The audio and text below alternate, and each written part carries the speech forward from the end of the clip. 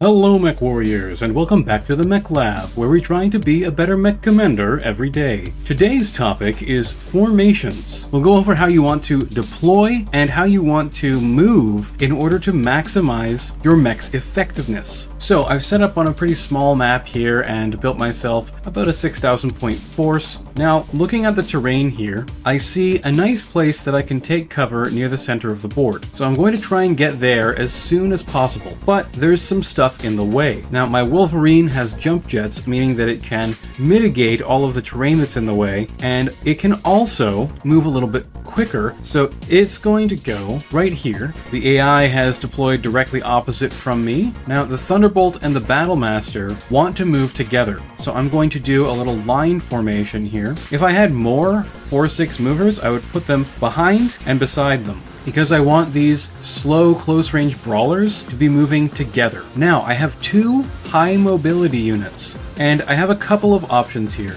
My opponent has deployed heavily over on this side. Now, I'm going to deploy my Locust on the far flank here, and the Ost Scout will go on my right flank. Now, this is for two reasons. Firstly, these fast movers can intercept any flankers that enemies have, and secondly, they can sort of move around the side outside of enemy range and try and get a flank and get into their side and rear arcs so that they can shoot and kick more safely. So the enemy has a Hunchback on their flank guarding against my Ost Scout, which is pretty smart. I think that their deployment overall is okay. I think that I probably would have deployed down here and used maybe this cover from this hill or moved up into these woods. They're going to be a little bit slow, but at the same time, that's actually kind of good for them, because if they can engage from this line with their awesome in support, I don't really have any long-range weapons to pressure them out of their cover. So we'll move the Wolverine up first. He's just going to get nice 3 TMM. Then the Thunderbolt and Battlemaster are going to move next. Then we're going to go over here. We're going to jump with the Ost Scout, get lots of TMM, lots of cover from woods so that it doesn't get shot. And then it can sort of wrap around behind the Hunchback next turn. And finally for the Locust, I could either hold it back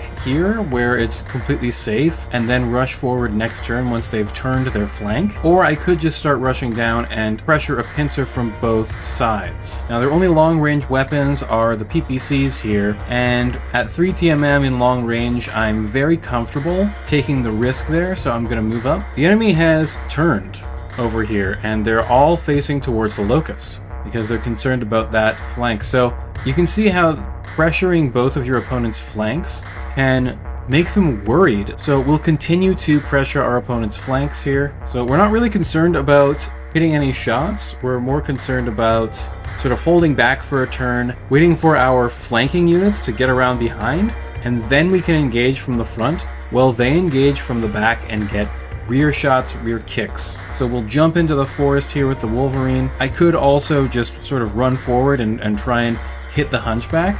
But again, we want everything sort of to hit all at once. We want the flanks to come in from the sides and our front line to engage at the same time. Now, the enemy has moved up their Hunchbacks and left them very exposed. So in this situation where they have given us an opportunity to exploit, we should probably do so. We can move the Ost Scout in a little bit closer to distract them.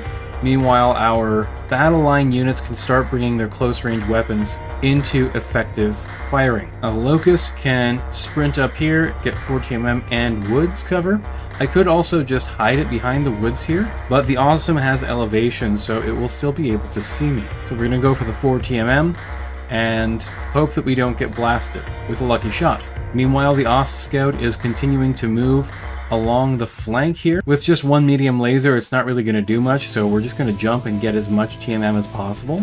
Now, the AI has moved the Awesome out of position here. I would have kept it on the hill so that it can see over all the trees and do some overwatch fire, but now you can see where this was all going, right? We've got our battle line units. They're just going to get in, they're going to fight in melee, they're going to use their short range weapons. Meanwhile, the flankers are coming around behind. We'll move them last so that they can get rear attacks without getting hurt. So first we'll move the Thunderbolt up pretty conservatively here, get 1 TMM, don't generate too much heat because we're going to alpha strike. Now, this is a slightly important lesson about body blocking. This hunchback here could potentially run around behind my Thunderbolt. I don't want it to do that. So I'm going to move my Battlemaster right here, and now it stops it from being able to go around behind the Thunderbolt. Now it has to do 1, 2, 3, 4, 5, and then turn for 6. So this can now no longer get behind either of my mechs. And if he had moved this one first and gotten around behind me, then my Battlemaster could have sort of moved up around onto the hill and kicked him in the head. Speaking of kicking in the head, since the Locust is pretty much in no danger here, we're going to run around in circles and go up on this hill behind the Awesome so that we can kick it in the head. And he's moving into my flank, so let's move the Wolverine over to intercept. Meanwhile, the Ost Scout can run over here, get 4 TMM, and get behind the Hunchback and kick it. So this was our demonstration of how you want to move in formation. Fast flankers on the sides, getting around to the side and behind your opponent. Meanwhile, the battle line moves through the center, putting pressure on the rear line units so that their front line has to come and engage you.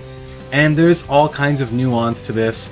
You can have more cavalry, like say 2 Wolverines, instead of having 2 cheap flankers. And then the job of the cavalry is to get around behind and to the sides, and to also block any incoming flankers. But as always, you want to carefully manage your initiative and pay attention to enemy threat ranges, where they can move to. If you enjoyed this video, please leave a like and a comment, really helps out the channel, and subscribe to see more content like this. Thanks for watching, Commanders, and have a great day.